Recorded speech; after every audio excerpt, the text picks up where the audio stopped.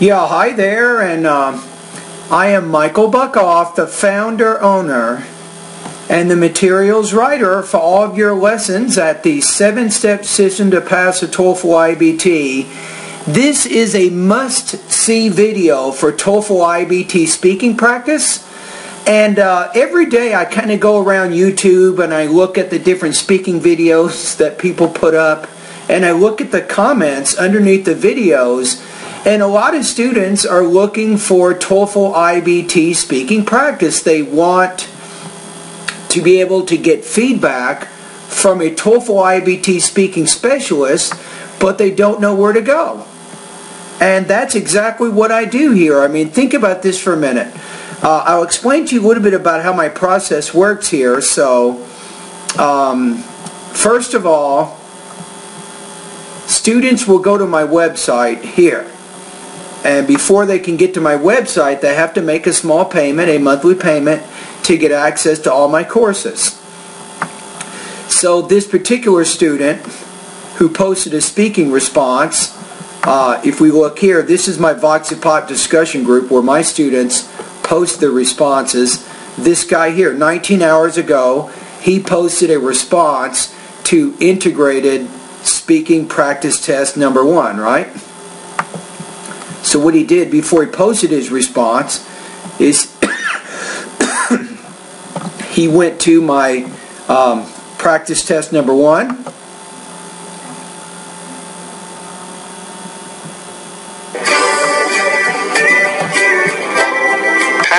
And he watched the video.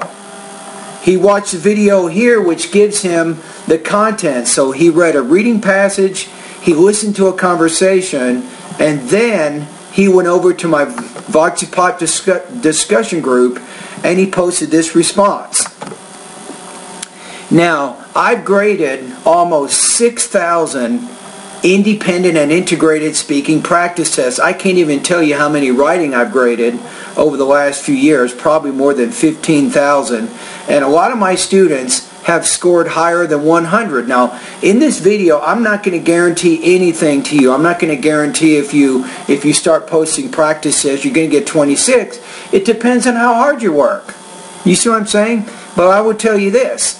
Here's exactly what I'm going to do when you post a practice test at my online course. My first strategy as a teacher is to listen to the whole response. Now remember that I'm very familiar with the reading passage. I'm the one who wrote the script for the conversation, so part of my job is to make sure that this guy here, Shembesh, I have to make sure that he is covering the most important points from the reading passage and the conversation, and he's not leaving out any important things. But what I do first is I listen to it, the whole thing. The reading passage talks about how advertising can affect on people's behavior in a way that TVs and radio commercials invaded our life. It gives an example of how TV commercials can influence on people's behavior by making them acquainted with a certain politician to vote for him in elections. In addition, in the listening passage, the two students respond to the reading article. The main student talks about how ads can influence on people's behavior in an economic way, and he gives an example to illustrate his point. According to him, a consumer will not buy a product that he is not familiar with, but by being conditioned to ads, he might make an unconscious decision to buy a product like a toothpaste that he is not familiar with. The main student concluded we all should be aware of how ads work, so avoid doing something we're not intended to do it. Okay, so now I have a pretty good idea of what the student has said, but I'm not done yet. Now I'm going to go through the practice test much slower. I usually like to focus on 3 parts. I'll focus on the introduction, I'll focus on the body of the response, and then if the student includes one, I'll focus on the conclusion. Now this time, I actually will give the student comments as I go. The reading passage talks about how advertising can affect on people's behavior in a way that TVs and radio commercials invaded our life. It gives an example of how... Now my first suggestion here, Shembesh, is I recommend in the beginning instead of just moving to the points in the reading passage, you need to have a topic statement or introduction which frames both the reading passage and the conversation, right?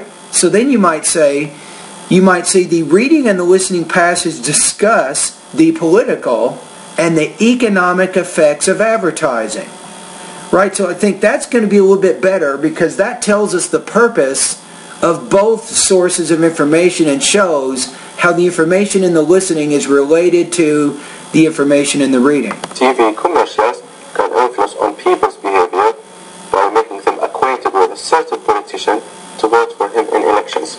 In addition, in the listening passage, there are two students' response to the reading article. The main student talks about... Yeah, but how do they respond to it? So you need to state the purpose there because now you're moving. This is what I call a key juncture. You're moving from the information in the reading passage to the information in the lecture, so then you want to state what you think the topic is or the main point. So then you would say, in addition, the listening passage or in the conversation, the two students discuss the economic effects of advertising. But how ads can influence on people's behavior in economic way. There you go. Well, you said it there, so that's good. You did state what the purpose is. You're a little bit wordy in how you did it, but you did get to the purpose. He gives an example to illustrate his point. I like that. He gives an example. I like how you're using the simple present. That's pretty much the verb tense you use to summarize other people's ideas, and you've been pretty consistent all along with that, so keep it up. According to him, a consumer will not buy a product that he is not familiar with, but by being conditioned to it. You had a little trouble with the word consumer. Some word stress problems there, so consumer. To ads, he might make unconscious decision to buy a product like a toothpaste that he is not familiar with. You might say, even though he... No, I think you made the point. So he may buy something he's not familiar with, then say because he has seen it advertised, right? He just kind of remembers he saw it in an advertisement, and then he buys the product even if he's not sure or not very familiar with that product. The main student concluded with we all should be aware of how ads work.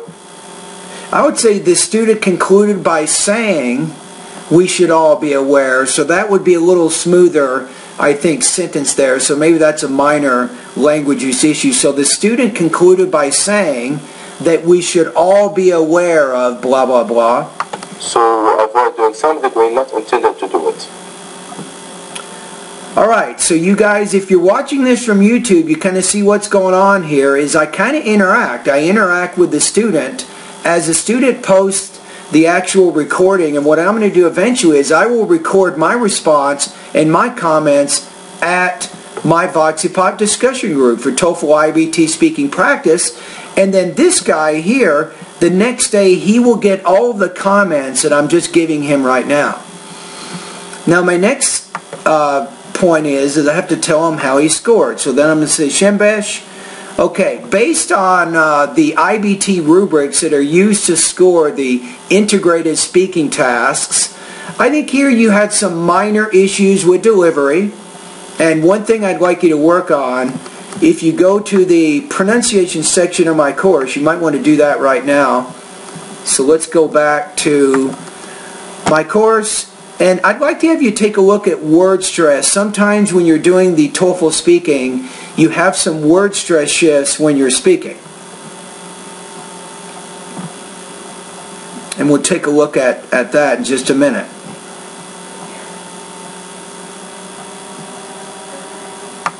Okay, well the computer's thinking there. Okay. Language use, I think I suggested during your response there were maybe near the end of it. You remember where I said the student concludes by saying? I think that would be a better way to tie those ideas together. So using the word by, then using what's called a gerund as an object, and then by saying that, and then putting the noun clause at the end, I think that would be a little bit better way, I think, to structure that idea. So you had some minor problems with language use. Topic development, I gave you a suggestion in the beginning of how you can frame the response by including a more specific organization that states the main point of both the reading passage and the lecture. Am I right? So based on that, I think here, I know you're looking to get a pretty high score here. You'd like to get higher than 24. I'm going to put you right around 23 on this one. I think you had some minor weaknesses. So I'm going to put you at about 3.0 out of 4 or 23 points out of 30 on this particular practice test. So if you go to the pronunciation area in my course, I can't remember what the number is right now, but go to this section on word stress. I think that will help you improve a little bit with your delivery. And then try to eliminate some of those language use issues. So if you go to the grammar part of my course, there's 2 specific lessons I'd like you to take a look at right now. The first one is using gerunds and infinitives, and you can check out that lesson. And one more lesson is called noun clauses. If you can understand a little bit better on how to use gerunds and infinitives and also noun clauses, I think you can improve your language use a little more. Alright, anyway, so I'm going to put you right now at 3.0 out of 4, 23 points out of 30. Now, so at YouTube, you kind of see what's going on? So what does this guy know now? Now he knows what a score is and why. He even knows specifically certain lessons that he can study in my online TOEFL course to help address the issues he's facing. Now his goal right now is 24. So I'm putting him at 23. He's already been posting for the last few weeks trying to improve his speaking. So how long do you think it's going to take him to reach his goal? Now my guess, and of course I can't predict with 100% certainty, but I think this guy in about 4 weeks, his English is going to be where it needs to be, and he will be able to reach his goal.